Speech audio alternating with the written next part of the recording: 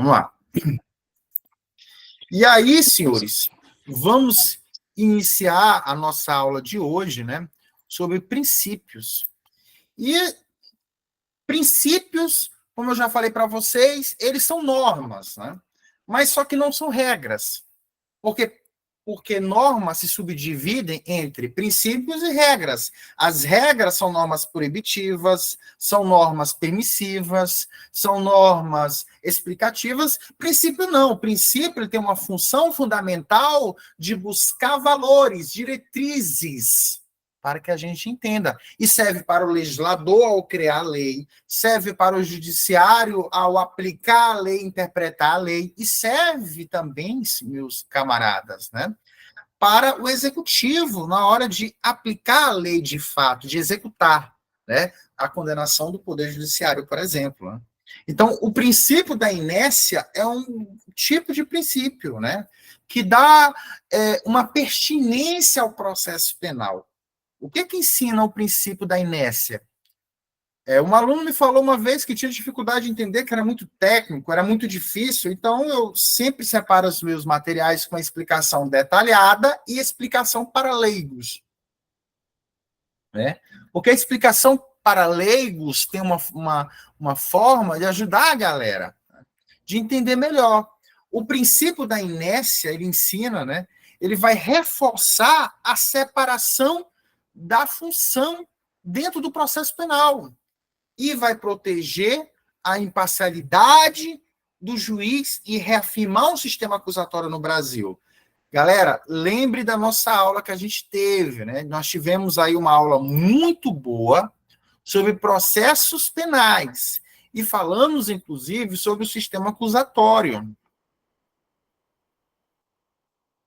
Vocês assistiram a aula anterior, né? Deu certo, né? Obrigado, Daniel. Só uma vez, Daniel. É agora, 960 e pouco. É o jeito. Bota à vista, Daniel. Aí eu te passo, eu vou te passar.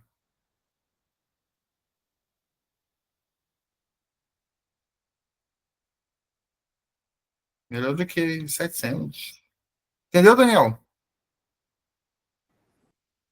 Oi, porque travou aqui o computador. Aí eu posso passar? Pode, uma vez. Só que eu vou te mandar 800, amanhã eu te mando o resto, viu? Tá, beleza, tranquilo. Amanhã eu te mando logo o restante. Pode Na ficar hora. tranquilo. Vamos lá. Não, Princípio da inércia. me falaram aqui que não é caloteiro, não. Tô tranquilo. Vamos lá. Então, o princípio da inércia, ele vai dizer, cara, juiz, existe um princípio a ser respaldado. E esse princípio se chama da separação primeiro, né? Sobre a separação dos poderes. Como assim dos poderes? Porque eu tenho um poder legislativo, porque eu tenho um poder judiciário, porque eu tenho um poder executivo. Ou seja, né, primeiro eu quero mencionar logo isso com vocês de cara, né? A separação dos poderes. Um juiz, ele não pode tomar, né, determinados atos, porque isso pode violar o princípio da separação dos poderes. Aí fica complicado, né? Para violar o princípio da separação dos poderes. Como é que faz agora para resolver uma situação e evitar isso, né, acontecer? Eu vou criar princípios, né? Princípios que protejam contra isso. E isso cai bastante em prova, galera. Não, olha, não vacilem. Isso cai bastante em prova e eu vou cobrar bastante de vocês, de verdade, porque a prova quer que vocês aprendam de verdade, né? E vamos lá.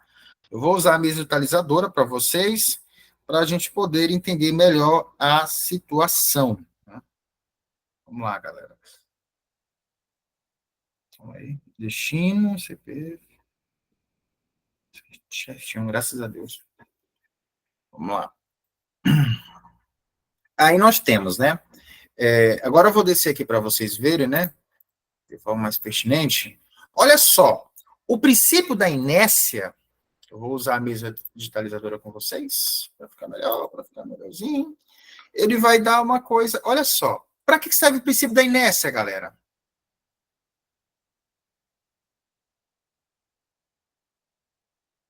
Qual o sentido do princípio da inércia, senhores?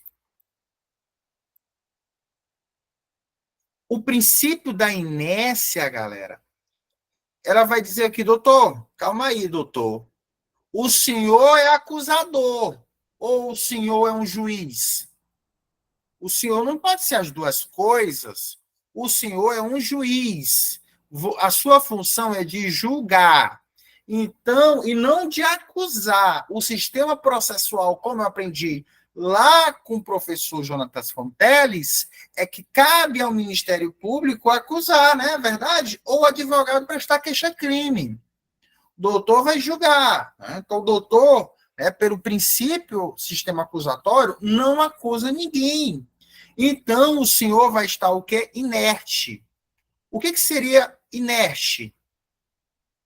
Inerte é assim, senhores. O juiz, ó, doutor, o senhor não vai falar nada enquanto as partes nada solicitarem ou pedirem. Lógico que tem exceções, né? Cuidado.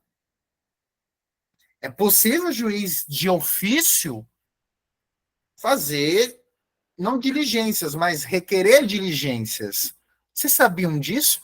Mas calma aí, o que é inércia? A inércia diz o quê? Que o juiz ele é inerte. O poder judiciário é inerte.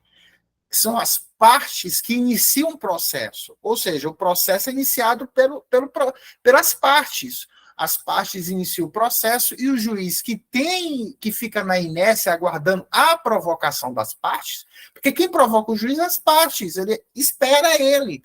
Mas nós temos uma exceção, que é o caso de dilação probatória.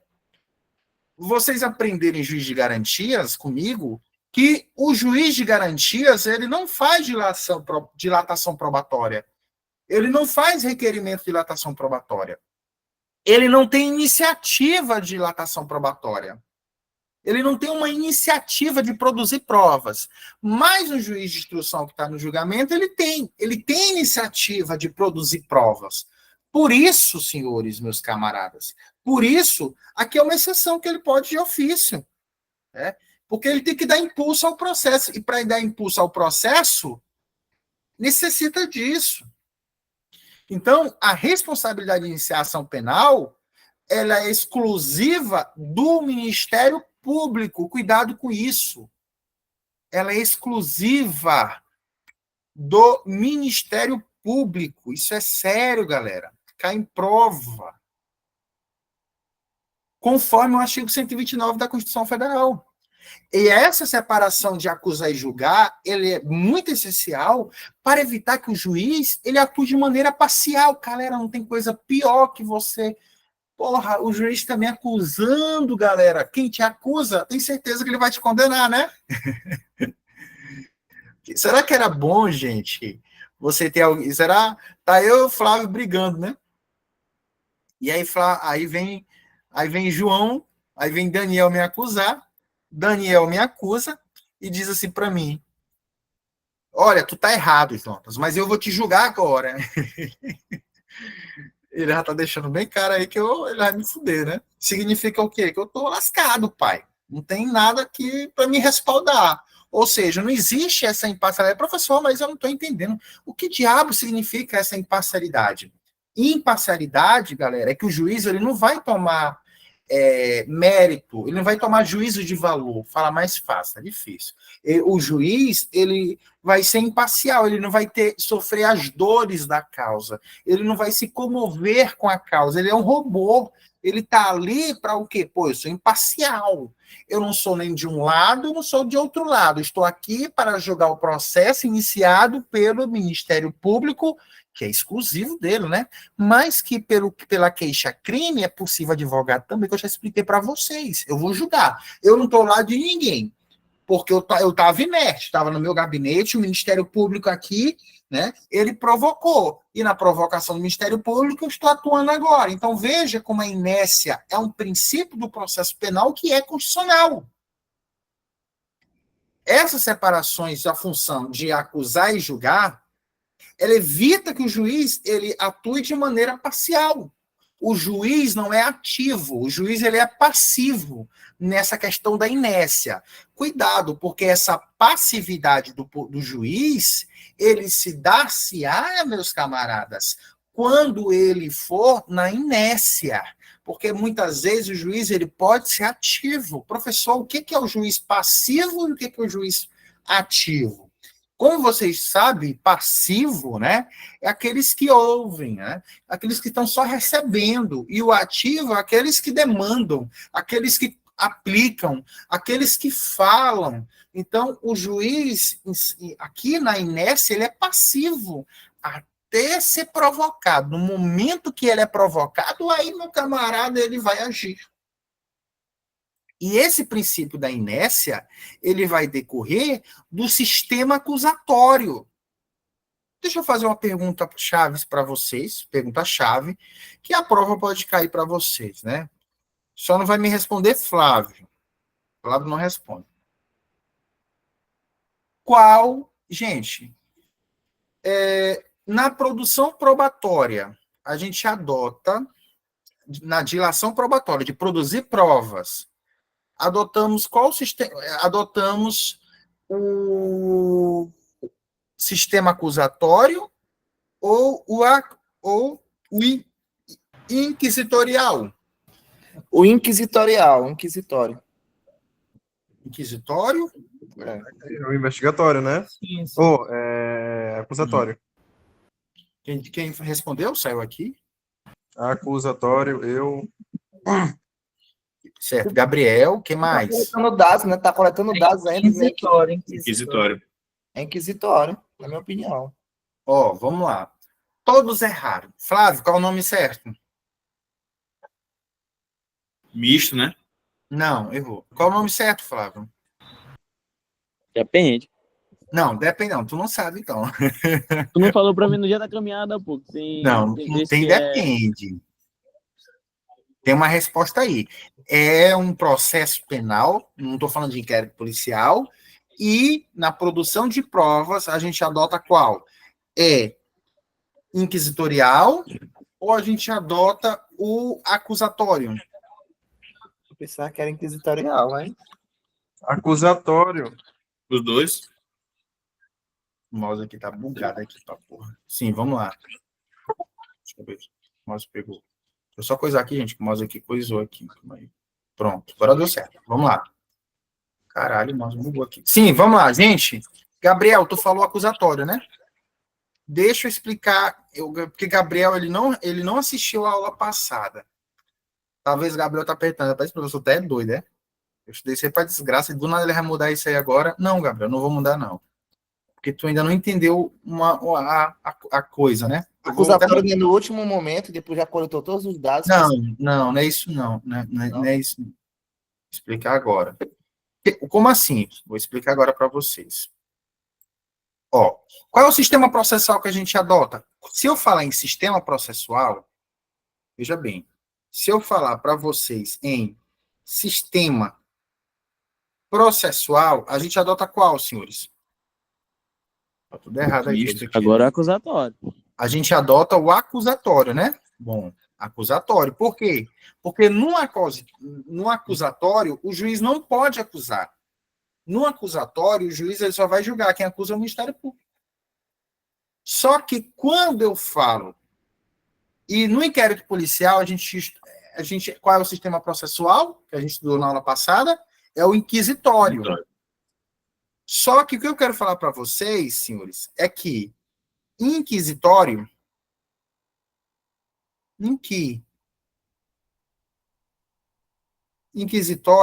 não é a mesma coisa que inquisitorial.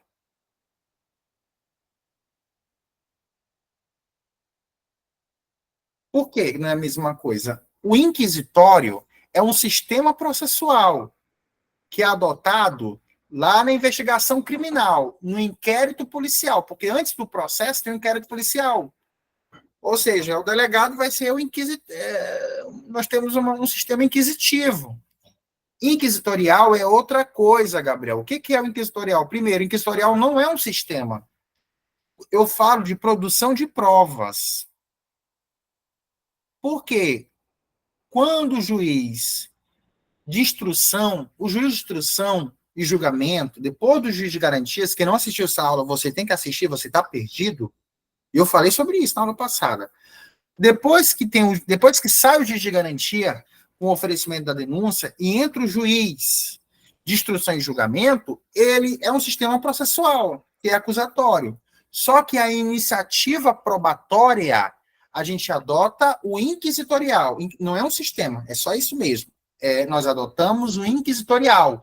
Por que é inquisitorial? Porque o juiz de instrução, no processo penal, ele tem uma iniciativa de produzir provas.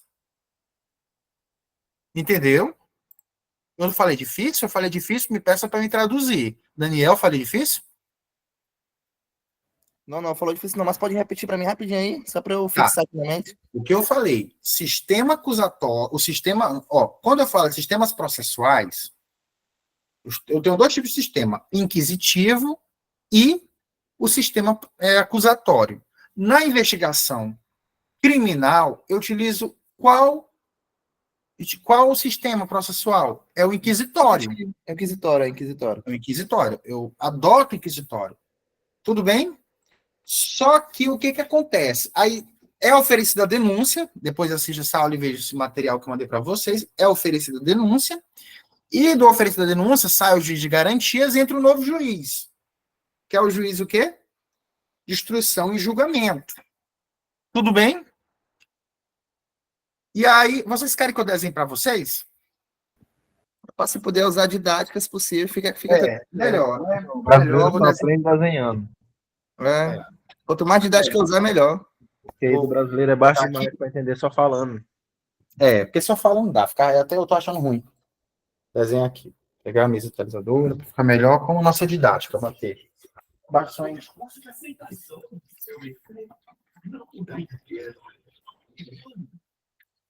Vamos lá. Baixando aqui. Não, vocês não podem sair daqui. Aqui é teoria. Aqui é dia de vocês entenderem. Não pode sair daqui sem entender nada.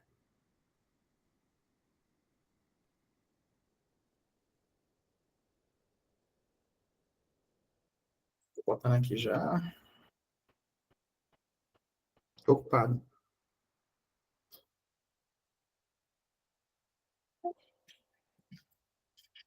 Tô abrindo aqui para vocês, né?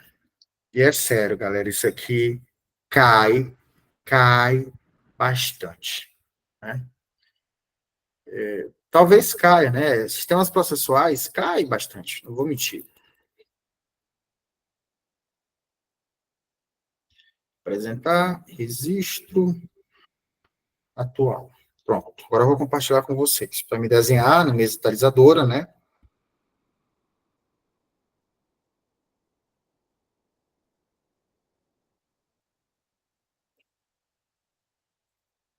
Pronto. E falem, viu? Não fique aí parado, não. Vocês têm a obrigação de me falar se não estiver entendendo nada. Vamos lá. O que acontece? Primeiramente, senhores, nós temos... quando acontece um crime, né? Um crime aconteceu. Para aí. Um crime aconteceu. Vocês estão vendo o desenho, então, né? Sim, estou vendo sim. Tá. Um crime aconteceu. Qual foi o crime que aconteceu, professor? O Daniel estava com uma faca e matou quem?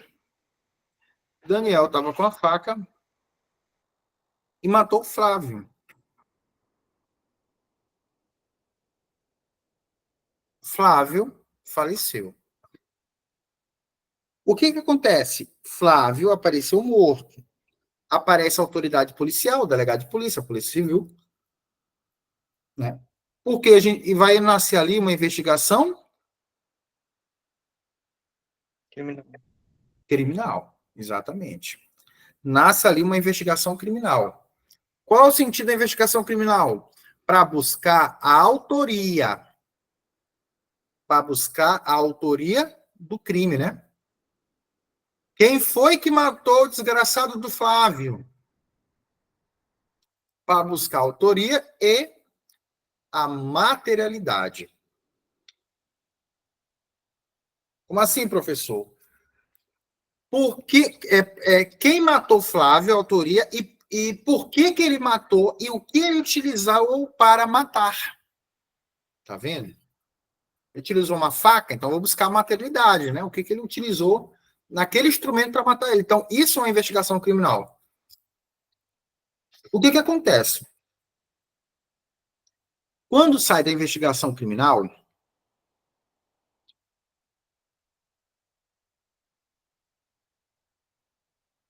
ele vai direto para onde, senhores? Em um relatório, né? Nasce um relatório que vai para o Ministério Público. Vai para o Ministério Público. E aí o Ministério Público ele vai decidir se ele vai arquivar ou se ele vai oferecer denúncia. Se ele arquivar, né, cabe recurso, né? Eu vou falar isso mais na frente com vocês. Ele pode arquivar, né? Ou ele pode oferecer denúncia.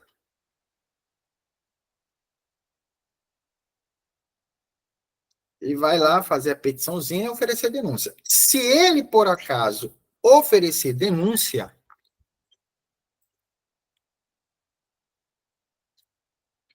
durante a investigação criminal, nós temos que juiz aqui, senhores? Fazendo controle de legalidade. Olha o juiz aqui. Durante a investigação criminal. Durante a investigação criminal, nós temos o juiz de garantias. Ele vai garantir o quê? Os direitos fundamentais da pessoa situada na investigação criminal ou do preso em flagrante delito. Quando o Ministério Público oferece denúncia, o juiz de garantia sai. Sai juiz de garantias. Juiz de garantia saiu. E aí entra o quê? O juiz de instrução.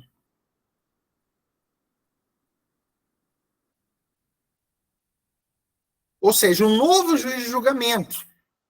O que eu quero explicar para vocês é que nós temos o quê? A investigação criminal, né? Que vai ser pelo inquérito policial, por exemplo. Depois de finalizar, ele vai para o processo penal. Ele vai para o processo penal. Do processo, ou seja, qual o sistema que o inquérito policial utiliza? Que é a investigação. Utilizamos o sistema inquisitório. É o sistema processual. Sistema, aula passada. Inquisitório.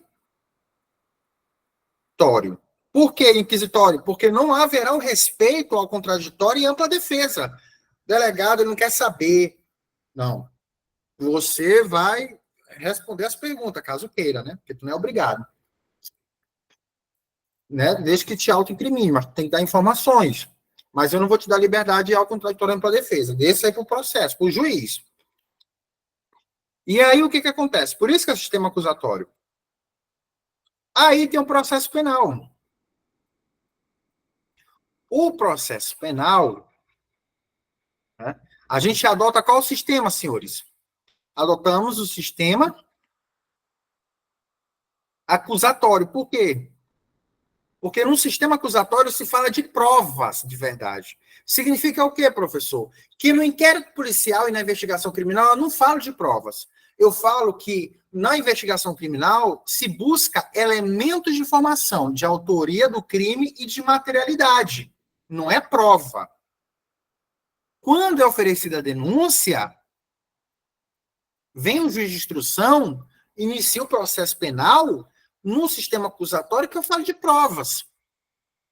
O sistema acusatório ele vai dividir, olha, nós temos a parte do acusador e nós temos a figura do julgador e da defesa, né? Tem a figura também da defesa. São três figuras extremamente relevantes e obrigatórias. É preciso de um acusador, é preciso de um julgador e é preciso de uma defesa. E uma defesa técnica, que é obrigatória, né? E bem feito. Aqui o quê? Nós temos a produção de provas. O que é produzir provas? Intima aqui o Ministério Público para que faça provas, ou que vá atrás de provas. Isso, gente. Primeiramente, o que é ter iniciativa? Me responda, o que é ter iniciativa? Eu vou gravar aqui vocês.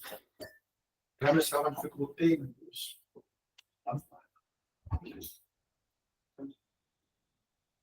O que é iniciativa probatória, senhores?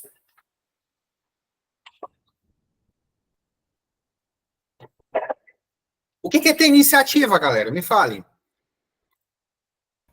Partir do zero, dos princípios, dos dados adquiridos, sei lá, coleta de dados, informações, não é não? Mas no direito, iniciativa é quem pode começar, entendeu? Ah, tá. Então, ou seja, se eu digo assim, ó, é de iniciativa do prefeito, é ele que deve fazer.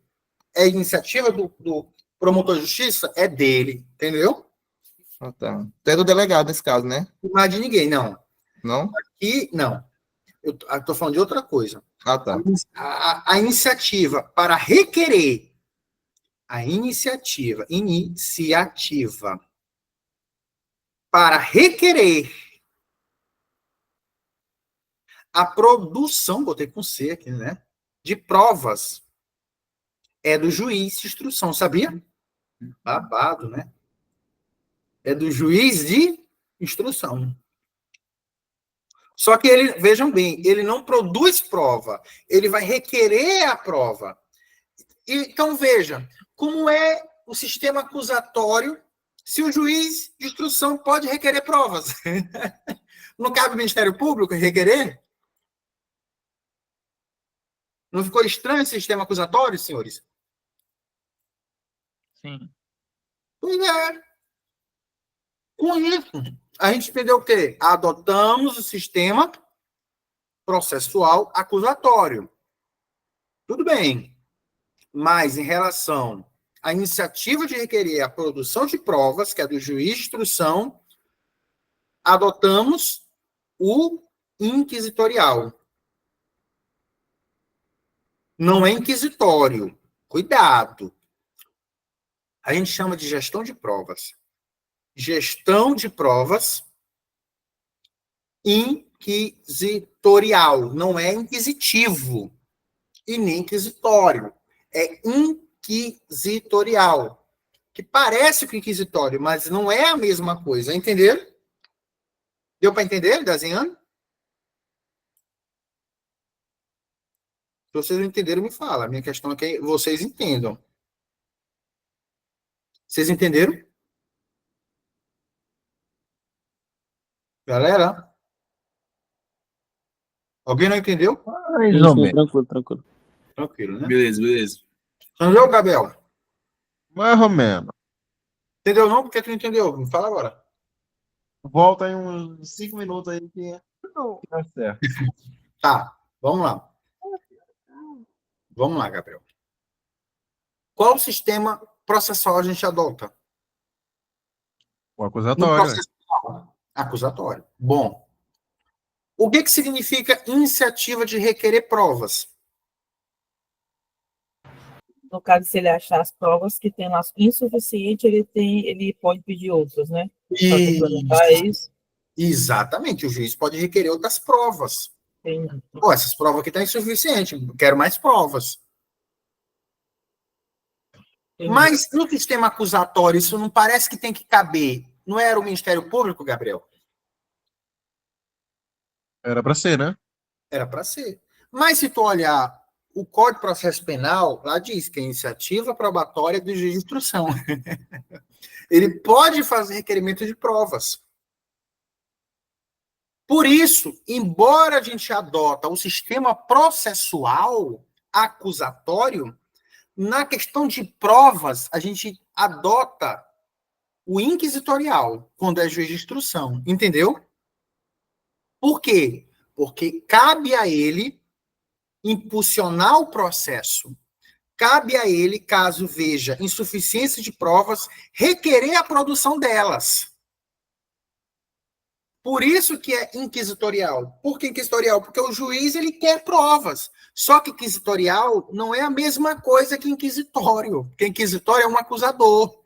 Inquisitorial é, cara, é tipo assim, olha, eu sou acusatório, eu sou acusatório, mas eu quero provas. Entendeu?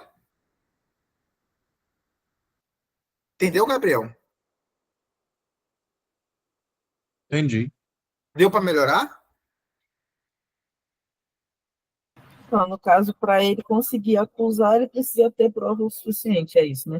Tipo assim, ó. Quem acusa não é o juiz, quem acusa é o Ministério Público. Não é verdade? Só que se o juiz perceber que existe uma ausência de provas, ele pode requerer a produção destas. E está no material de vocês, de juiz de garantias, tá entendendo? E juiz de instrução, que eu botei até uma adesão do STF lá. Ele adota o sistema, ele adota a gestão de prova inquisitorial. Porque cabe ao juiz requerer a produção de provas ao perceber que existe uma deficiência. E ele vai. Só que ele não vai, Gabriel, fazer provas. Ele vai sair do gabinete dele lá e investigar? Não, nunca. Ele vai solicitar as partes. Ele solicita, por exemplo, ele solicita para mim. Eu vou mostrar uma coisa para vocês, na prática, né? Uma questão mesmo, né? Para ficar melhor na cabeça de vocês, para encerrar esse assunto. Porque esse assunto é um assunto que pode ser simples, mas não é. Mais uma vez, esse assunto, se vir numa prova discursiva, vai matar a galera. Eu estou falando a verdade. Vai matar a galera. Porque a gente precisa, de fato, pegar umas coisas, né? Antes de tudo. E eu vou mostrar aqui para vocês uma coisa, para vocês entenderem como seria isso, né?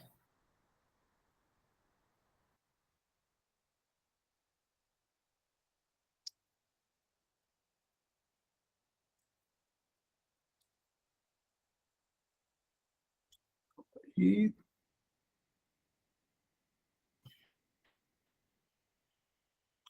caramba. Tá aqui.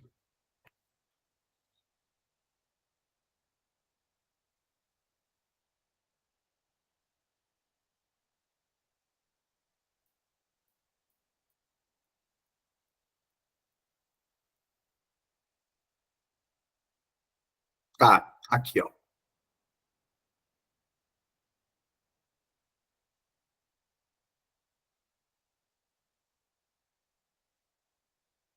Cadê? Só para vocês entenderem mais ou menos, né? O que eu estou falando. Pronto. Olha aí, Gabriel. Intimo as partes para que no prazo de 10 dias, só para tu entender mais ou menos como vem, disserem de forma objetiva e sucinta o direito que considere relevante ao julgamento da causa, apontando as provas correspondentes já produzidas e querendo indicar outras provas que ainda pretende produzir, justificando de forma concisa o seu direito ao silêncio e ao protesto. Então, veja, o que isso significa? Né? Estou usando uma coisa para te explicar outra. Que isso é uma forma de um juiz ter uma iniciativa de requerer provas. E isso a gente adota a gestão de provas inquisitorial, porque o juiz pode, ele tem iniciativa de requerer provas. Mas o sistema, veja bem, é o sistema inquisitorial que está dentro do acusatório. Porque quando você estuda isso, você acaba não estudando de forma completa, né? Mas quando você estuda o sistema acusatório, dentro do sistema acusatório, nós temos adversarial, nós temos inquisitorial, né?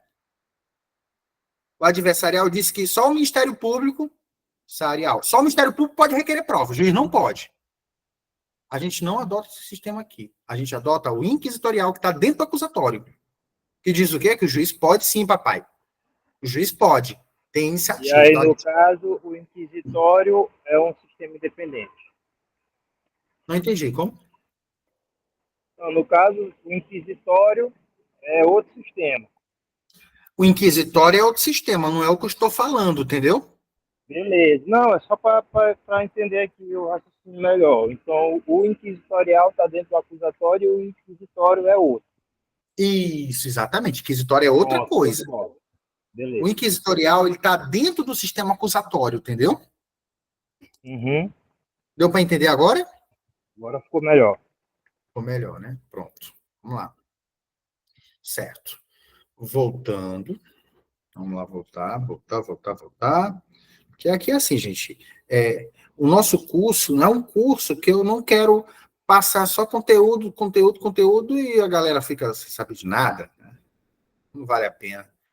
Aí ninguém passa em nada, a prova vem, depois o povo diz que o cara no curso não falou isso. Por isso que eu tenho um método de falar tudo, né? Tudo que de fato possa cair. Agora eu vou apontar para vocês aqui. Cadê? Para continuar. Acho que eu tirei aqui. Só um momento, galera. Tá aqui. Vamos lá. Princípios, PDF.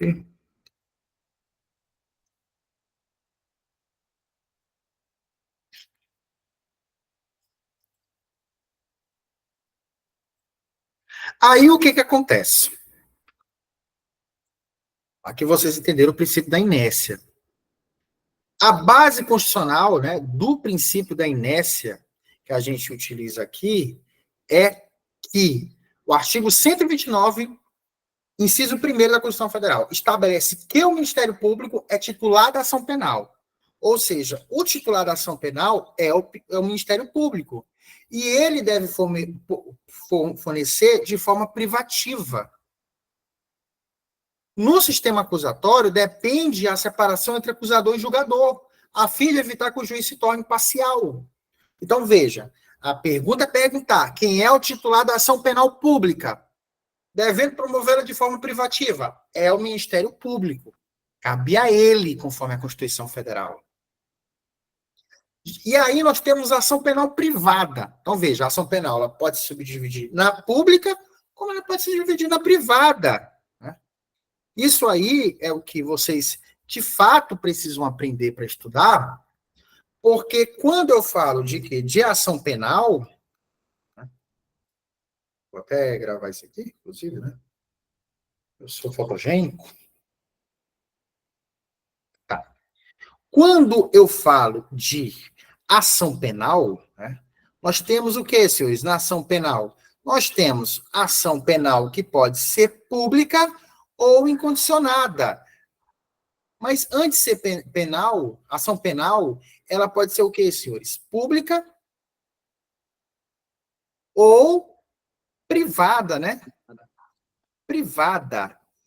Como vocês já entenderam, o titular da ação penal pública é quem é, meus grandes? É o Ministério Público, que deverá promover de forma, né?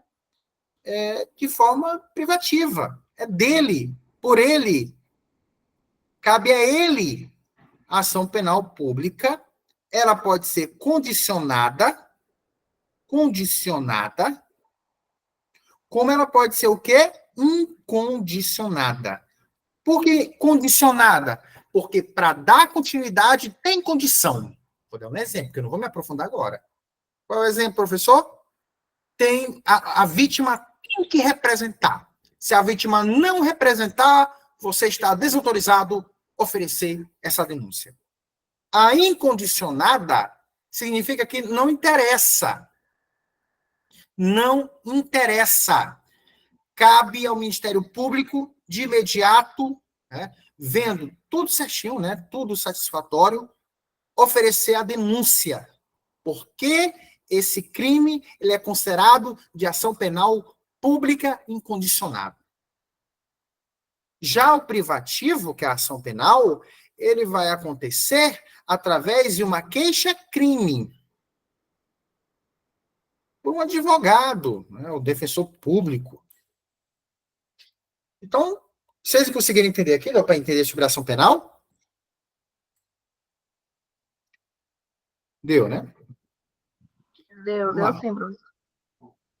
Vocês me falam. Sempre. E aí, um exemplo, em caso de furto, o Ministério Público é quem deve representar a denúncia ao juiz. É ele.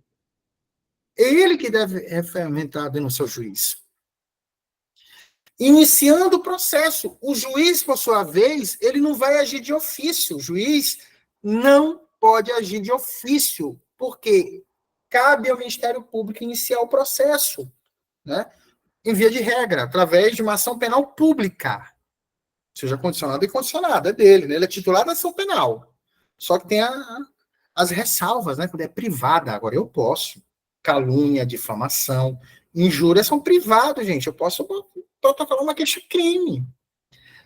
E aí, o juiz, ele não pode agir de ofício aqui, galera. Não pode. O juiz, ele pode agir de ofício algumas vezes pode, mas aqui na inércia, não. Quem inicia o processo é as partes. O juiz só dá impulso. Ele só é provocado. Então, o Ministério Público aqui vai formular acusação. Cuidado, advogado não formula acusação. Advogado não faz acusação. A acusação é do Ministério Público. Advogado faz queixa, crime. Não vacile nisso. E aí, vamos lá. E aí eu dividi para vocês 2 tipos de sistema. O sistema acusatório e o sistema inquisitivo. No sistema acusatório, quem inicia o processo é o Ministério Público.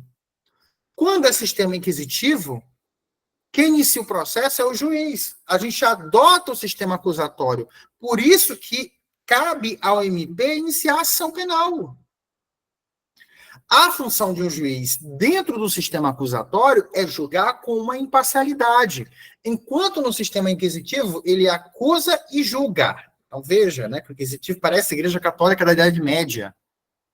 Já a imparcialidade, em tratando dessa característica, no sistema acusatório, o juiz é mantido como imparcialidade, porque não está nenhum nem outro. Mas o sistema inquisitivo, a imparcialidade é potencialmente comprometida. Porque, gente, quem me acusa, se ele vai decidir se eu estou certo ou está errado, eu estou fudido, cara. Porque vai ter sentimentos. O professor está dizendo que o juiz não tem sentimento quando ele julga? Claro que ele tem, galera. Eu sei que tem. Mas bora tirar um pouco a função de acusação dele para que ele permaneça, pelo menos, imparcial. Né? Só julgue, só isso, faça mais nada.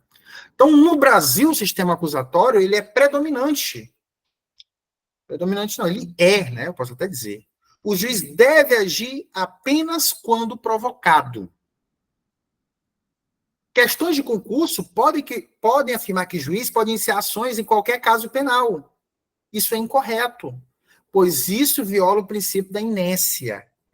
O juiz, ele só age após a provocação do Ministério Público ou do ofendido. Claro que nós temos algumas exceções, né? Mas para iniciar ações penais, não, né, gente? Não tem como. Não tem. Juiz é que nenhum inicia processo. Esse princípio garante que o juiz só age quando o Ministério Público ou o ofendido inicia o processo. Assim, o juiz não pode começar um julgamento por conta própria, o que ajuda a manter uma neutralidade e a imparcialidade da decisão judicial. Galera, entender o princípio da inércia?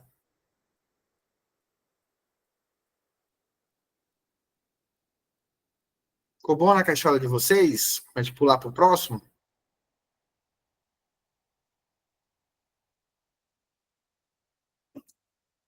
Bora lá, então, né? Todos gostaram? Ver se tem alguma mensagem aqui.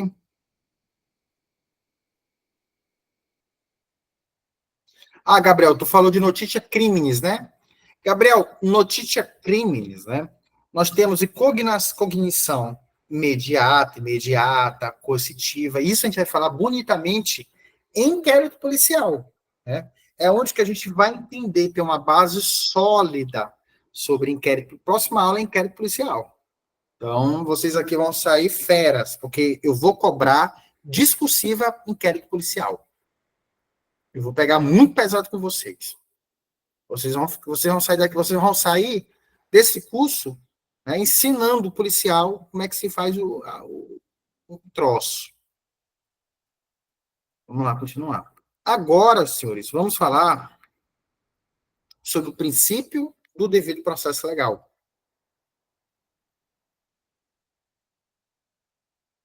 Lá. Cadê? Tá aqui. Pois bem. Aí, a gente chega, né? Tá aqui. O que é o devido processo legal?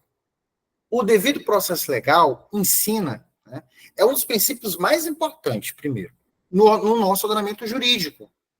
E ele é uma base de todos os outros princípios no ordenamento jurídico.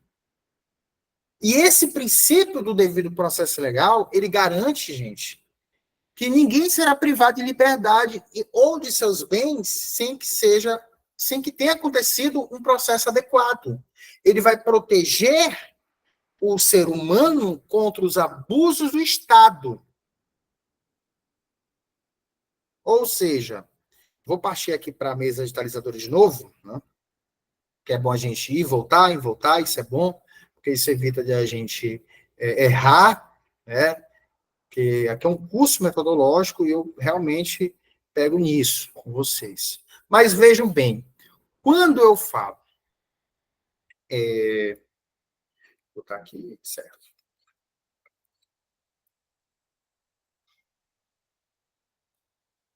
Vou pegar aqui a câmera de novo. Câmera. Certo. Vou limpar aqui a tela. Quero gravar e tá a tela toda manchada. Saiu a tela? Pronto. Pois bem, o devido processo legal. Já pensou, Ana Rios, se você pudesse ter um processo, se você fosse condenada sem um processo? Tá errado. Que imparcialidade é essa que o cara pode julgar os outros sem processo, gente? Pelo amor de Deus, tem que ter um processo. Pelo amor de Cristo Jesus.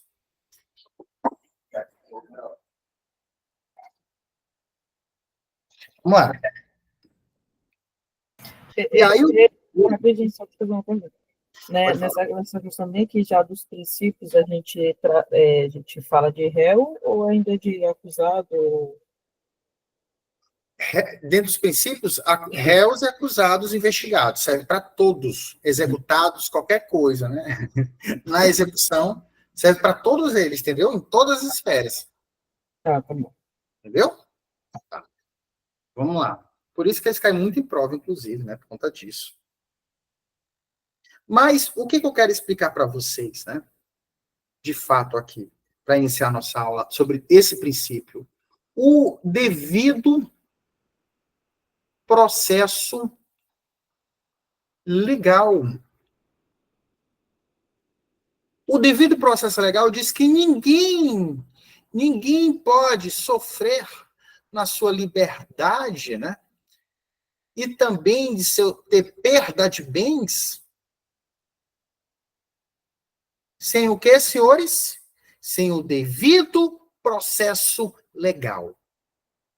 Isso é um princípio do processo penal, que é um princípio constitucional. Não existe decisão judicial sem um devido processo legal. E isso não existe excepcionalidade. É obrigado o devido processo legal para que se tenha, de fato, uma decisão judicial. Que vocês entenderam, né? Ah, legal. Com certeza que vocês aqui já entenderam. Voltando para a nossa apostila.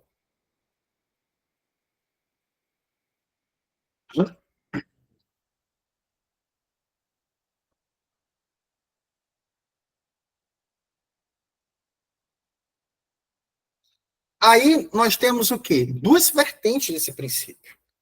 Quais são as vertentes desse princípio? Formal, refere-se ao cumprimento dos procedimentos legais exigidos. Como assim, formal? Gente, a questão formal. Tudo tem que ser cumprido de forma legal. Tudo tem que ser cumprido de forma correta. Tudo tem que ser cumprido de forma certa. Nada pode dar errado. Vocês têm que cumprir absolutamente tudo. Já o material, ele vai reforçar que o processo deve ser razoável e proporcional. Ou seja, as ações do Estado devem ser justificadas e devem ter como foco o interesse social do direito acusado. Como assim, professor? Vamos lá. Na vertente formal, todos os procedimentos exigidos legais têm que ser cumpridos.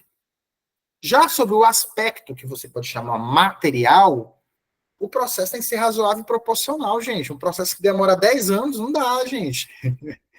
Ou seja, as ações do Estado ele tem que ser justificada, tem que ser motivada por conta de um interesse social e também dos direitos fundamentais do acusado. O acusado, ele tem direito fundamental a ser resguardado. Então, o devido processo legal é a fundação de outros princípios. Ele vai fundar o princípio do contraditório, ele vai fundar o princípio da ampla defesa. Mas deixa eu perguntar aqui uma pergunta para vocês. Agora eu vou fazer uma pergunta, quero saber como é que vocês estão. É verdade que o princípio do devido legal, do devido processo legal, ele é hierarquicamente maior do que os outros princípios? O que vocês me respondem?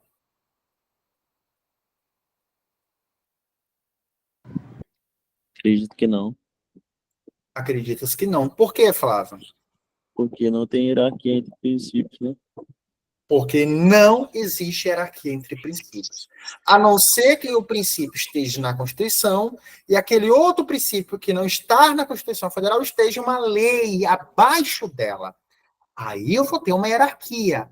Mas aqui, em princípios previstos na Constituição, porque os princípios processuais penais estão na Constituição, eu não faço resolução pelo processo de hierarquia.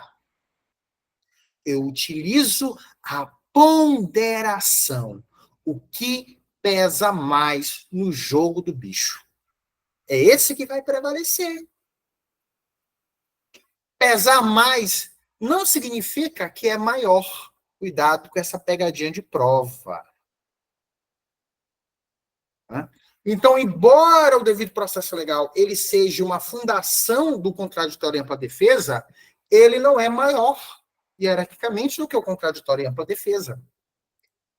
O réu tem direito de se defender em igualdade de condições com a acusação, com acesso a todos os recursos necessários. Então, qual é a base constitucional de fundamento legal? Prevê que ninguém será privado da liberdade ou de seus bens sem o devido processo legal. Garante aos acusados em geral o contraditório e a ampla defesa. Gente, a defesa técnica, todo acusado tem direito a um advogado, seja particular ou defensor público, mas que deve, pelo menos, acompanhar o processo e orientar o acusado. Um processo em que o réu não tem acesso a um advogado é um processo nulo, caso o juiz dê continuidade ao julgamento. Eu já falei sobre a súmula. Qual a súmula, Flávio? Nem lembro mais. Acredito que é 2. Não, é 3, 2, 3. Não. 523, né? Se eu não me engano. Que diz o quê, senhores? O que ensina? Que se dentro do processo penal acontecer uma deficiência de defesa, o processo será nulo. Gente, isso aqui cai em prova muito, muito, muito. Eu não estou mentindo, não. Professor, não cai em nulidade. Eu não estou falando sobre nulidades. Eu estou falando sobre circunstâncias que caem em prova. E a galera erra.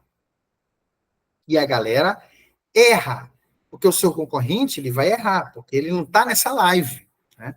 Quem acha que é só dar uma lidinha no material e pronto, né? Só revisar, esse está lascado, meu irmão. Porque concurso não é mais na época, não, viu? Não pense mais nesse jeito, não. Até Papai Noel hoje está fazendo concurso que ele está cansado de entregar presente. O que eu quero dizer para vocês, né? Que nós temos ainda, meus camaradas, né? Eu esqueci qual princípio eu estava falando. Ah, tá, nulidade, né? O que eu quero ensinar para vocês é que não existe processo penal sem advogado. Se um processo penal der continuidade sem uma defesa técnica de um advogado, ele será nulo nos termos da decisão da súmula do STF. Estamos falando de nulidade, que nem precisa ser comprovada. Basta mostrar. Aqui está. Comprovo que houve ausência de advogado. Não precisa nem mostrar deficiência. Não tem advogado, meta-se, o melhor, meta a nulidade absoluta. Absoluta. Nos termos do STF, se houver uma deficiência na defesa, aí é diferente. Deficiência na defesa não é a mesma coisa que não ter advogado, ou seja, ter uma ausência de defesa. Se houver uma deficiência de defesa, aí você precisa comprovar o dano, né? É por isso que a gente chama aqui de nulidade relativa, porque você precisa comprovar o dano. Aqui, quando existe uma ausência da defesa, não precisa comprovar o dano. É só mostrar os autos, deu continuidade, acabou, papai. Nulidade absoluta. Entenderam?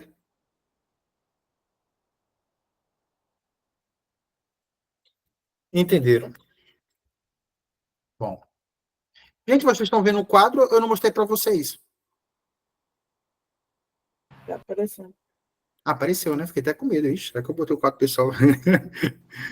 Vamos lá. Estão entendendo? Vocês estão tão calados. Vocês estão entendendo ou tá chata a aula? Sim. Estão entendendo, né? Tá chato não, né? Tá, bora lá. Se tiver chato, me fala pra gente tentar animar mais a galera. Vamos lá, voltar pro nosso materialzinho. Cadê o nosso material aqui? E aí, galera, né?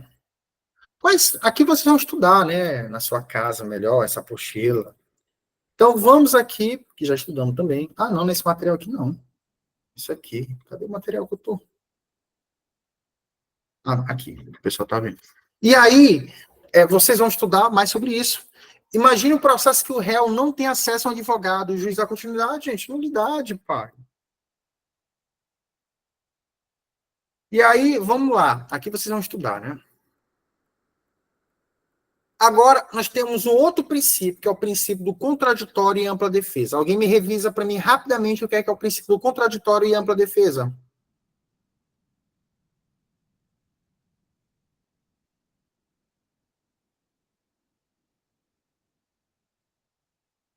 Bora, galera.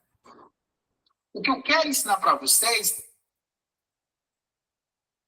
é que não. E aí, galera?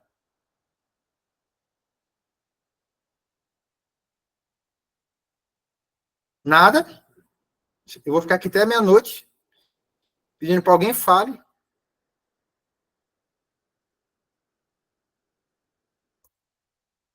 E? Vou até ver aqui. Eu acho que é o direito que o Deve réu tem de se defender, é isso? Isso. Sim. haver defesa técnica e autodefesa. É uma autodefesa, está embutida aí, né, Ivan? Mas deixa eu fazer uma pergunta. Pergunta de prova. Defesa técnica é obrigada no processo penal? Sim. Sim. É obrigado. Autodefesa é Não. obrigado? Não. Faz se tu quiser, né? Não há essa obrigatoriedade aqui. Entenderam? Até aqui? Vamos lá. Quero ver quem está na live aqui ainda. O pessoal está 11h30, gente, assistindo a aula, é porque está numa expectativa boa. Vamos lá. Então, o princípio do contraditório e ampla defesa diz o quê? Que, poxa, nós temos que assegurar o réu, o contraditório e ampla defesa. eu vou usar novamente a meia digitalizadora para vocês, né? Para bisurar para vocês. Já estava esquecendo de botar aqui. Deixa eu botar para vocês aqui. Tirar aqui esse negócio aqui.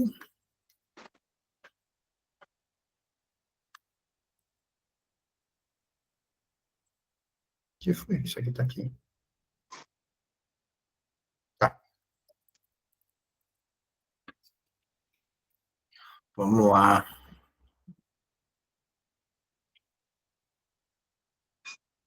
Agora eu vou passar aqui para vocês olharem a mesa digitalizadora.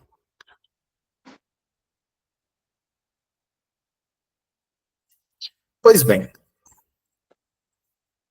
Vamos dar continuidade aqui com vocês. Depois eu vou desenhar para vocês, né? Do início até o fim, né? Porque isso é bom de saber quando começa o inquérito, depois vai para a investigação, depois vai para o relatório, depois vai para o Ministério Público. Eu vou falando, mas logo eu vou ajudando vocês a entender melhor, entendeu? Fiquem tranquilos. É minha função, exatamente essa, ajudar vocês aqui. Vai dar certo, confia em mim. O que eu quero ensinar para vocês. Então, vamos lá. Quando o Ministério Público, é o Ministério Público, né? Ele oferece a denúncia,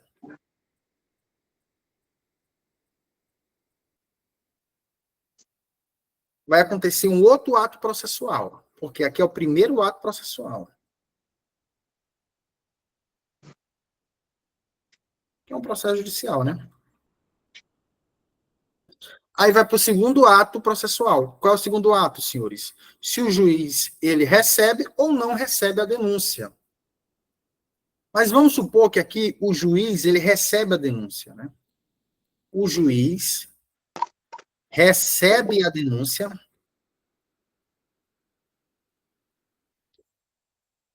Quando ele recebe a denúncia, ele dá o quê? Ele vai mandar intimar a parte. O juiz, ele vai intimar o réu, né, agora. O réu. Para que ele tenha a ampla defesa, para que ele tenha a ampla defesa. Como assim, professor? Ampla defesa. Para que ele tenha ciência que há um processo penal contra ele. Ampla defesa é da ciência. Olha, cuidado. Tem um processo contra tu aqui, viu? Já viu? Já viu? Pois é. É um processo aqui contra tu. Te vira não, para tu ver. E o contraditório, ele serve para quê, senhores? Para tu contradizer, né? Para tu contestar. Além do ampla defesa, nós temos o contraditório. O que é o contraditório? Ele vai contradizer, ele vai contestar, ele vai impugnar. Não fiz essa merda. Isso aí tá errado. Errado. Nunca fiz nada. Sou inocente, 100% inocente. Isso é coisa da oposição. Da cabeça dele. É um exemplo, né? Eu estou explicando para vocês. Ou seja, aqui são exemplos, né? Que pode acontecer. Entenderam, senhores? Vamos lá. Se tiver ausência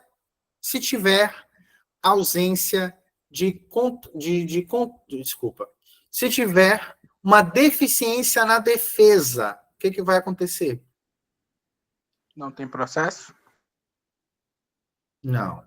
Processo tem.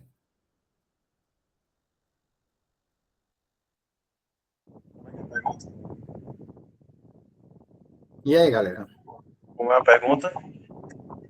A minha pergunta é: suponha que essa defesa foi feita muito ruim, de forma deficiente.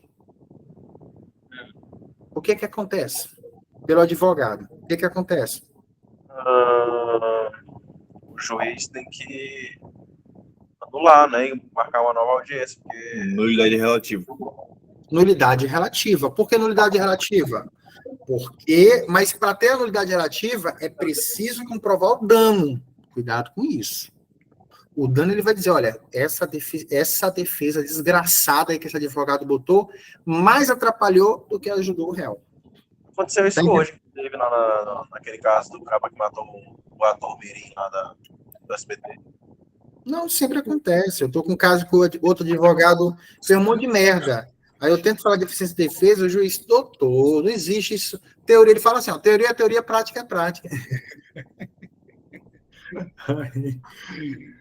É até engraçado, né? E realmente é assim, Jota? É, exatamente, assim mesmo. Entendeu? Com toda essa... Infelizmente. Não era para ser assim, gente. Mas é a vida, né? Pois bem, vamos lá. Senão a gente se decepciona, né? Por isso que eu estou quase saindo da área criminal. Acho que o melhor mesmo é administração pública. Vamos lá. Voltar para nossa aula. Aqui vocês já entenderam, né? Que é o direito dele. Autodefesa, você já sabe que não é obrigatório, né? Isso que você já sabe. Gente, vamos falar também aqui, né, de coisas que caem na prova de vocês, sobre o direito ao silêncio. Se o juiz perguntar assim para ti, Ivan, qual é teu nome? O que tu vai dizer? Nemo, Tenetu, Sectetugere? Não. Hum? Não, eu vou dizer meu nome. Tu vai dizer teu nome. São Por quê? informações essenciais. Isso. Ela vai de novo botar a digitalizadora. Por quê? Porque o direito ao silêncio, ele não é absoluto. Ele é relativo. Significa o quê? Que se o cara perguntar teu nome, miserável, tu vai ter que dar. Simplesmente, acabou. Tu vai ter que dar teus dados. E tu não pode dar errado. Ainda tem isso, né? Eu posso fazer uma pergunta para vocês? Uma pergunta boa de prova? Posso? Arrocha. Vou lá. Posso arrochar, Carlito? Arrocha o Buriti. Arrocha o Baliti. Bora lá, Igor Barbosa. O réu pode mentir no processo?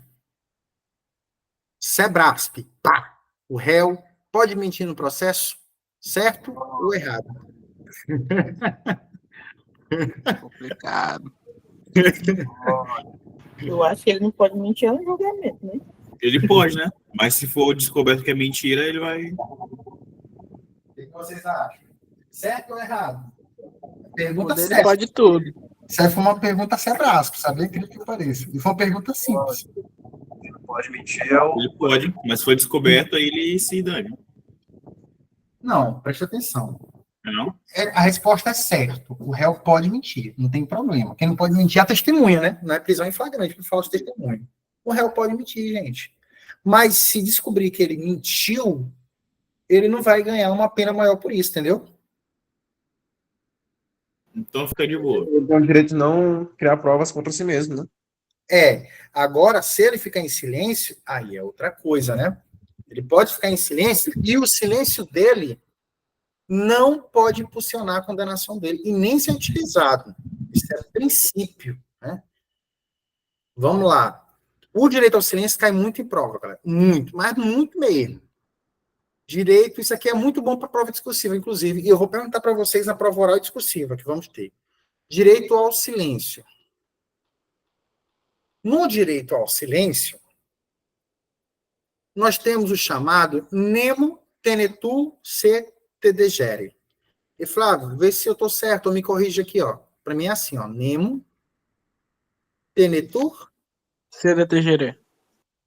se tedegere, assim, né? Acertei? Um R aqui.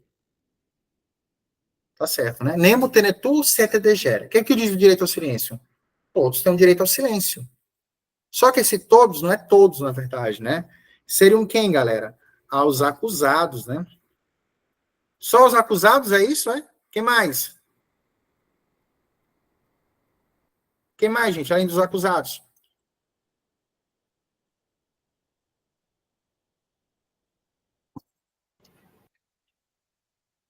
Aos acusados Investigados? e investigados. Exatamente.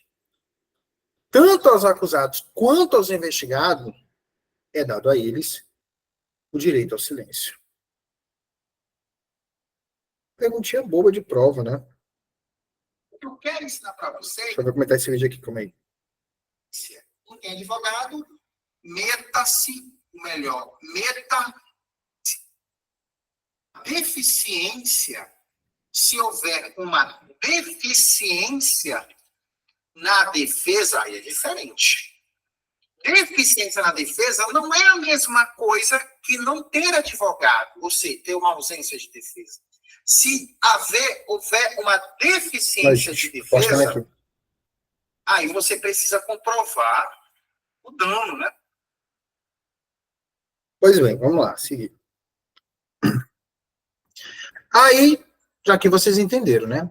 Aos investigados e aos acusados é dado o nemo tenetur se tedegere, que é o direito ao silêncio. E esse direito ao silêncio, ele não pode ser interpretado para impulsionar ou acusar. Não pode. É direito meu ficar em silêncio. Agora, se o juiz pegar meus dados processuais, dados pessoais, eu tenho que falar. Mas, informações pessoais, né?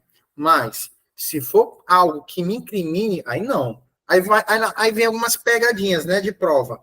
Por exemplo, bafômetro. O que vocês acham, gente? É obrigado a fazer o bafômetro? Não, mas se negar, tá assinando a culpa, né? Não. Ou seja, você não é obrigado, né? Por que não? Porque Não você obrigado nada. e descobrir que ali você, né, tinha um determinado dose ali a mais, você vai responder pelo crime de dirigir bêbado, né? Crime de trânsito. E aí o que acontece? Você não é obrigado a fazer prova contra si mesmo. Então, não. Lógico que no viés do CTB, você vai pagar uma multa, né? Mas você não é obrigado a constituir provas contra si mesmo. Outra pegadinha de prova. Barbosa. Oi, Barbosa. Cabe até recurso nessa questão dessa multa. Recurso? Por quê? Houver uma... Já teve decisão do Supremo Tribunal que a multa é devida, entendeu? Sim, sim. Já foi decisão. Porque a multa, ela não tem viés criminal, e sim uma multa de viés administrativa, entendeu? Que é ser do bafômetro, entendeu? Isso é uma decisão do Supremo Tribunal Federal. Vamos lá. Barbosa estuprou Flávio. É só um exemplo, gente. Pelo amor de Deus. E aí, Flávio, ele estava dormindo, né? Dormindo. Cai mais ou menos assim na questão. Dormindo. Claro que não assim, né? Também estou exagerando, para ficar melhor. Dormindo, quando ele acordou, assim, meu Deus, acho que eu fui estuprado. Aí ele foi na polícia, né? Fez a perícia, né? Esqueci o nome. Isso, né? Viu que era estupro e espermatozoide. Aí Flávio, ele aponta um possível criminoso chamado Barbosa, que morava ao lado dele, que gostava muito do Flávio. Aí o que acontece? A polícia chama Barbosa, vamos lá, tira teu esperma aí. Pode, Barbosa? Não. É obrigado a tirar teu esperma? Não sou obrigado. Não. Não é obrigado. E deixar sangue, tu é obrigado a fazer? Tirar teu sangue para saber se era teu? Não. Fazer algum exame, tu é obrigado a participar? Também não. Bom. E outra pegadinha de prova. Você quer pegadinha de prova. E na reconstituição do caso. Reconstituição de caso. O cara é obrigado a participar. É obrigado a participar. Mas, e se que nem aquele maluco que matou o velhinho lá em São Paulo com o chute. E se for questão de, veja bem, mas se tu é obrigado a participar, mas se caso tu perceba que alguma coisa te venha te incriminar, aí tu não é obrigado a falar, entendeu? Não vou falar, ficar em silêncio. Entendeu? Sim. Pronto. Matei isso aqui, porque isso aqui cai bastante, é impressionante. E se você não estudarem, gente, a prova vai cobrar bastante, entendeu? Sério mesmo. E é por isso que eu sempre falo para Garela, pegar isso aqui, porque a prova vai cobrar de vocês. Mas vamos lá, né? Não temos tempo a perder aqui.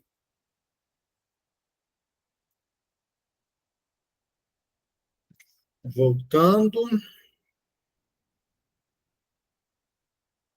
Cadê aqui?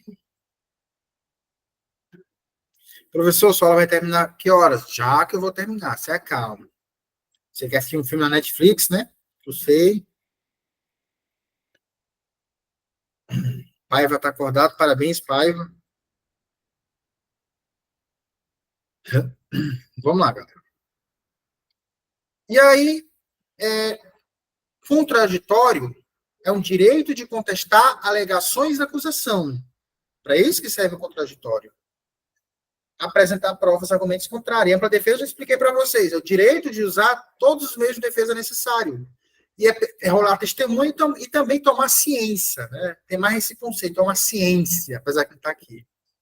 E direito à assistência jurídica é ter uma defesa técnica. Direito ao silêncio, o réu pode escolher não responder as perguntas. Perguntas que podem incriminar ele. Né? Só que eu já expliquei para vocês. Pegadinha. Contraditório e ampla defesa não são direitos absolutos para qualquer acusação. Se uma questão disser que o contraditório não é sempre necessário, cuidado. Nem sempre o contraditório é sempre necessário. Vocês estão vendo alguma zoada, tá?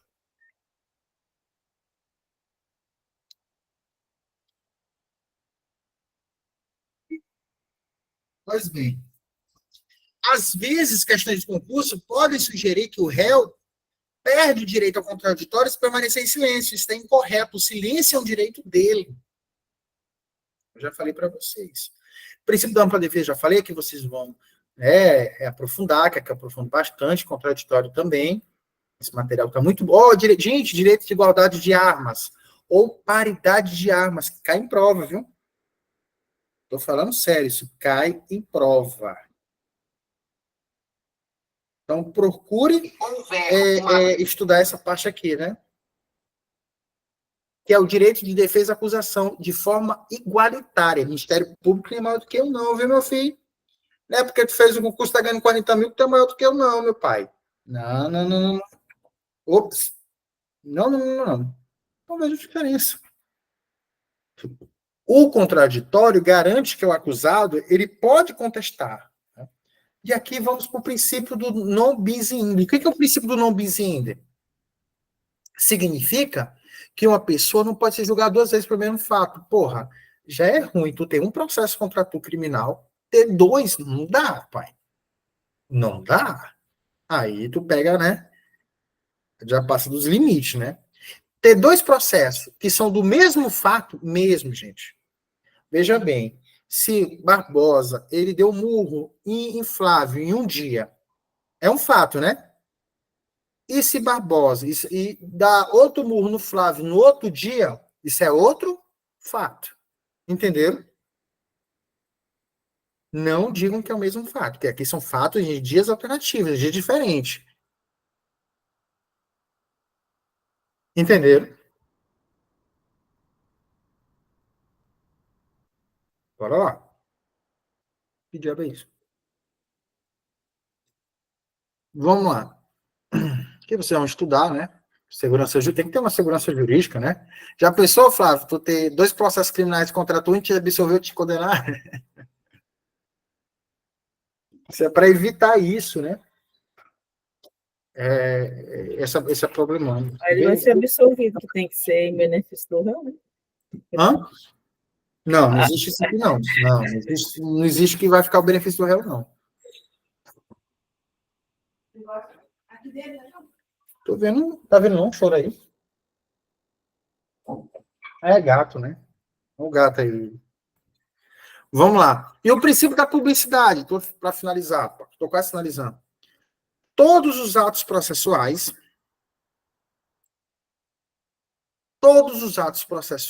sejam, em regra, públicos e acessíveis para garantir uma transparência e permitir que a sociedade acompanhe e atue o poder judiciário. A publicidade é um instrumento de controle social e democrático, pois ele dá ao cidadão a possibilidade de fiscalizar o poder estatal. E esse princípio está previsto na Constituição Federal, que estabelece que os atos processuais devem ser públicos, salvo exceções determinadas por lei, como o caso de segurança nacional ou proteção da intimidade. Ou seja, gente, tem que estar público, né? Salvo em determinadas exceções, está na Constituição. Maiores pegadinha. O juiz pode iniciar o processo penal por conta própria? Errado. O réu pode renunciar ao seu direito de defesa técnica? Gente, é que eu peguei as maiores pegadinhas de prova e botei para vocês, deu trabalho. O réu pode renunciar ao seu direito de defesa técnica? Não, não pode. O contraditório só ocorre após a denúncia? É errado. Não é só após a denúncia. Ele deve estar presente desde o início do processo, em todas as fases. Entendeu? Em todas as fases, garantindo que ele possa contestar tudo. Teve processo penal, acabou. O réu pode ser processado novamente pelo mesmo crime se de nova prova? Falso. O réu deve provar a sua inocência, só que aqui tem uma exceção que eu vou falar depois com vocês. O réu deve provar a sua inocência? Incorreto. Nunca fale isso para mim em prova que réu deve recorrer da sua inocência. Isso não é verdade. Quem que está chorando aí?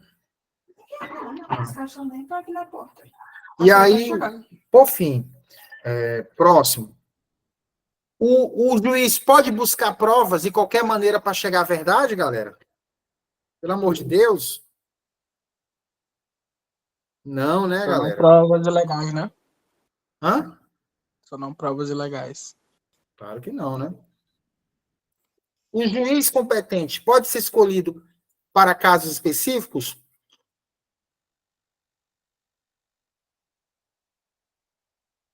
Errado. Juiz específico, não. Mas eu tenho uma exceção, que eu vou falar mais na frente, que não é juiz, são tribunais, entendeu? Tem um princípio do juiz natural também, né? O que é o princípio do juiz natural, galera? Vou até botar no material. E tá no material também, viu? O que é o princípio do juiz natural?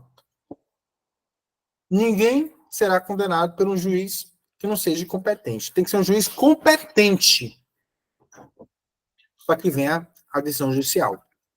Todo processo é público, sem exceções? Errado. Vocês já entenderam. A autodefesa é obrigatória no processo penal? Não. O processo pode ocorrer sem defesa? Em caso de gente? Uma dúvida. Pode falar. Uma dúvida. Quando ele fala juiz competente, ele fala assim, em que sentido competente? Tipo, Vamos lá. não entendi. Porque para ser juiz, você tem que ter. Para ser juiz, tem que ser competente, né? Na Sim. verdade, tem que estudar para isso, né? Então tem que Isso. passar todos uns critérios. Ou Isso. é competente, é definido com alguma finalidade, alguma coisa. Vamos lá. Tem diferença? Tem. Eu vou te explicar qual. Suponha que o juiz, suponha que tu matou Barbosa, aqui no Maranhão. Certo. E aí, do nada, o Ministério Público inicia o processo lá em São Paulo, com o juiz de São Paulo. Ali não é juiz competente. Que já está em outro estado. Tá em outro estado. Territorial totalmente incompetente, né, para julgar. Ah, outro caso. O caso é criminal. Quem vai julgar? O juiz do trabalho. Caso incompetente. Não tem competência. Nesse caso criminal. Porque o Poder Judiciário trabalha com questão de competência com especializações. Quando você passa numa magistratura, você fará um curso de especialização, né? Um curso de formação para se especializar, entendeu? Naquele tipo que tu vai ali, se é juiz criminal, juiz trabalho, se for no TRT, mas enfim, vamos lá. Entendi. Em caso... Tudo de competência é isso, é especialidade. Isso. Em caso de dúvida, o juiz pode condenar, galera? Se tiver dúvida, o juiz pode condenar? Se a evidência for suficiente? Errado. Em dúvida pro réu, o princípio do favor rei diz o quê? Tá em dúvida se o cara é inocente? Meu irmão, ou é errado? Então absolva ele. Em dúvida pro réu. Favorável ao réu. E o princípio da... Isso aqui é um pouco, né? E o princípio da celeridade processual? A rapidez do julgamento é mais importante que o direito da defesa? Não. A rapidez do julgamento não é mais importante que o direito da defesa. Eu prefiro um processo mais demorado com uma boa defesa, mas o processo também não pode demorar tanto, né? A tortura é admissível para... Professor? Uma dúvida. Existe limite específico? Hã? Cada caso é um caso. Existe um limite assim? Pode ser absolvido ou é cada caso um caso? Mas eu não entendi. Existe um limite total, assim, tá definido ali, um processo não pode ter 10 anos. Não pode. Ou é atípico, tipo, depende da situação, depende do processo, ou tem algo tipificado em lei, tipo, 10 anos, 15 anos? Tem sim. Na verdade, se tu olhar lá, tem sim. Se o réu tiver preso, solto, né? Principalmente em inquérito policial. Mas no processo, o prazo é impróprio. Demora em torno de 2 anos, entendeu? Entendi. Então, no caso, 2 anos, se caso não tiver fatos, não tiver... Se passar do prazo legal, né? Aí, meu irmão, pode meter ali um habeas corpus, entendeu? Sim, já sim. tem uma ilegalidade ali. Vamos lá. A tortura é admissível para obter confissão? Barbosa descobriu quem plantou a bomba no ônibus. Aí ele vai torturar o cara. E aí, é admissível essa tortura para obter confissão? Não. Não. Parece pegadinha de prova, né? E legítima defesa. Mas não é. Tortura é proibido. Contraditório só se aplica ao réu, galera?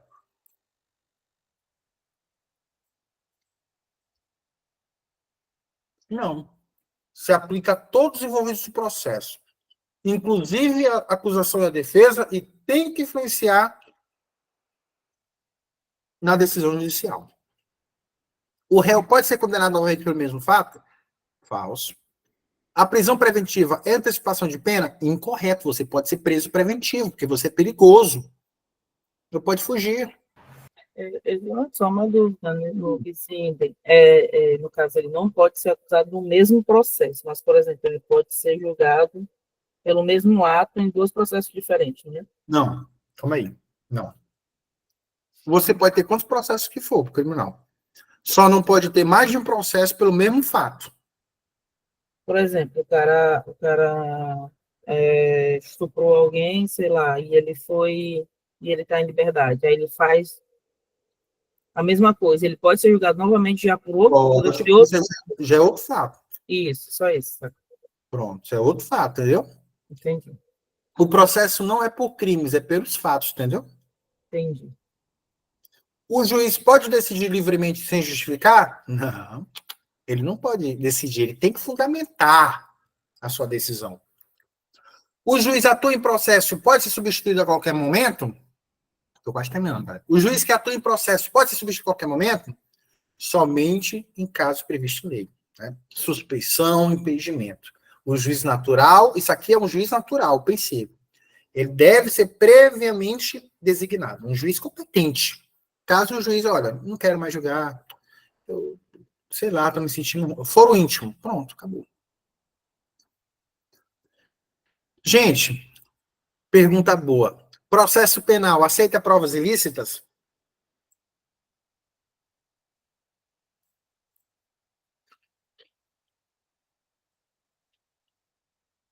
Bora, galera. Processo penal aceita provas ilícitas? Não. Não. Todo mundo segue o relator? Ninguém vai contrariar os relatores? Estou comendo pipoca ouvindo vocês. Galera, é possível prova ilícita no Brasil, viu? Vocês estão errados. Estão estudando errado. Hã? Eu quero falar, mas já falou. Como é que acontece a prova ilícita no Brasil, gente? De forma excepcional, para ver se a galera... Eu, tipo, gravar uma pessoa, a pessoa tem o direito de imagem, só que a pessoa não sabe que eu tô gravando ela. E eu tô gerando uma prova contra ela. Isso aí é outra coisa. Se enquadrar como Não, isso é outra coisa. O que o STF decidiu? Ó, é possível, de forma excepcional, a prova ilícita. Excepcional, né? Desde que seja favorável ao réu. Entendeu? Caso Lula, lembra do caso Lula? o Sérgio Moro condenou Lula. E aí o Lula contratou um hacker, se diz isso, né? Se for contra o Lula, e o hacker conseguiu acessar o celular do Sérgio Moro, ajudando a acusação a ter as melhores táticas para pegar o Lula. No caso, o juiz tem que ser imparcial, né? Isso Aí, é provilista? Isso é provilista? Isso é provilista. Por que é provilista? Porque hackearam o celular. Mas ela é favorável ao réu. O que o STF diz? Porra, é favorável ao réu, tem que ser aceitável. Então, agora o Brasil aceita provilista de forma excepcional. Cuidado com isso, excepcional. Entenderam? Quando for favorável ao réu, jamais contra. Vamos seguir, que eu estou quase terminando. E se caso eu estiver, tipo, gravando o celular ou até mesmo a imagem da pessoa, isso não se enquadra como isso, não? Ou Não, cara, não é provilista. Não. Para ser provilista, a gente vai falar isso aí quando a gente estiver falando em provas, na verdade, né? No processo, a gente vai falar sobre provas no processo penal. O que é lícito e ilícito? Por exemplo, tu pode fazer uma gravação, né? Com da outra pessoa, não tem problema. Tu não pode botar uma câmera na casa dela, entendeu? entendi. Só que a gente vai falar disso melhor, entendeu? Entendi. Quando é um terceiro que grava a conversa de outras pessoas, você vai falar isso aí bonitinho. Entendi. Todas as provas são de permitidas no processo penal? Não, nem todas. As ilegalmente são inadmissíveis no processo penal. Só que aqui está errado, né? Ó, acabei de ver aqui, ó, vou até concentrar. Ainda que contribuam para a verdade. É errado. O STF excepcionou. Vou consertar isso aqui. Houve uma excepcionalidade, viu? Para tu ver, né? 20. O princípio do processo legal. Um acusado pode ser julgado sem direito de recurso? Errado, né? Tô sem direito ao recurso, né, galera? Audiências públicas são obrigatórias? Nem sempre. Violência sexual não pode ser pública, né, galera? Vai botar lá o Flávio estupado para todo mundo assistir a audiência dele? Tem como. É possível que alguém seja julgado por crime continuado separadamente? Não. Crimes continuados são julgados conjuntamente. O que é um crime continuado, galera? Crime Você de sabe? tortura? Tortura? Não.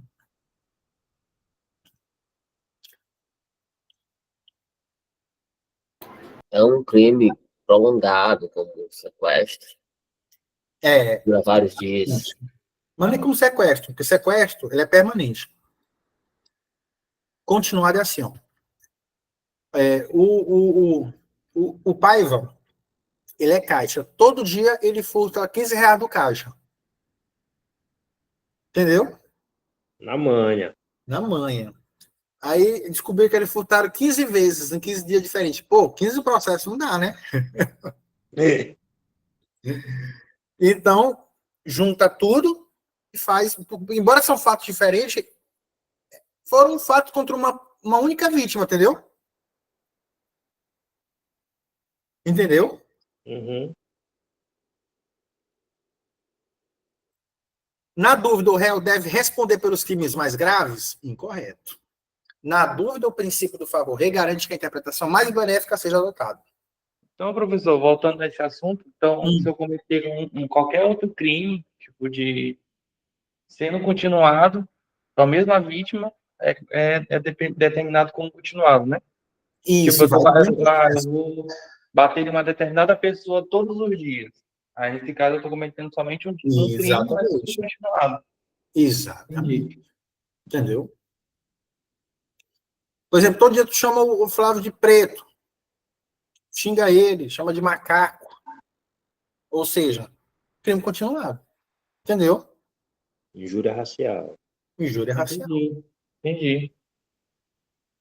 Porque tu tem uma última vítima, entendeu? Uma única vítima, desculpa. Aí é pegadinha de prova, isso que eu vi na CEPRASP.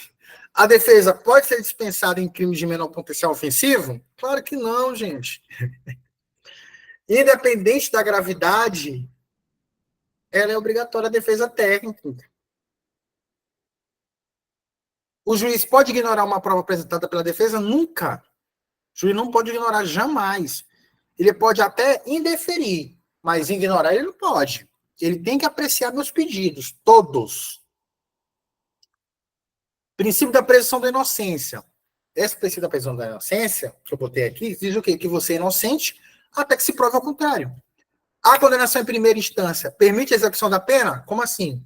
Flávio, ele foi condenado pelo juiz de primeiro grau. Ele já pode executar a pena, ser preso logo? Não.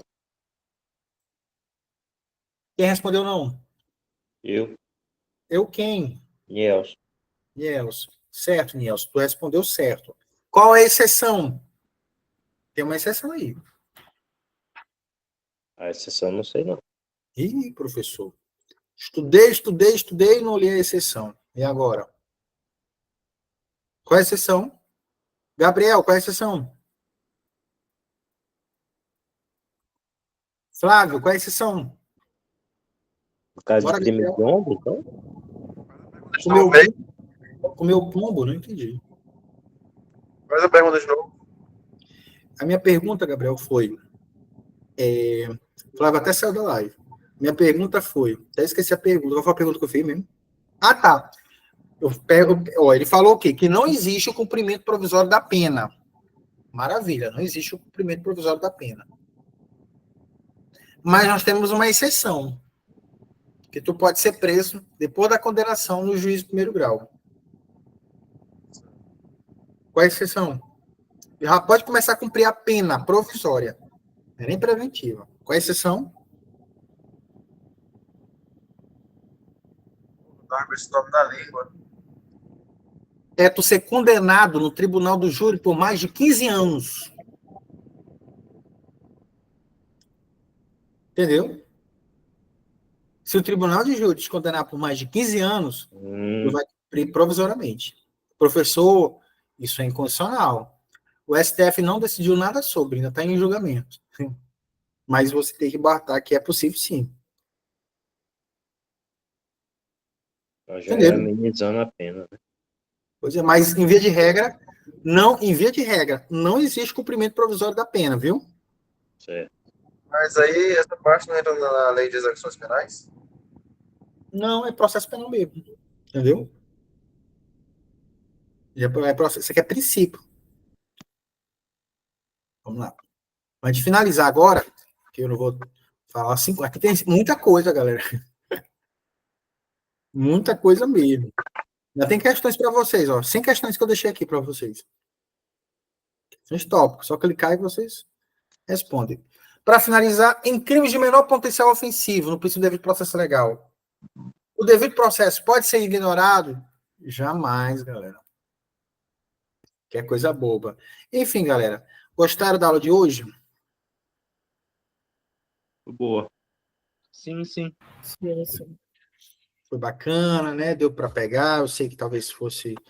eu pego pesado com a galera, mas é a forma, né? De vocês já obterem conhecimento de conseguir, já tá tarde, já passou de 12 horas,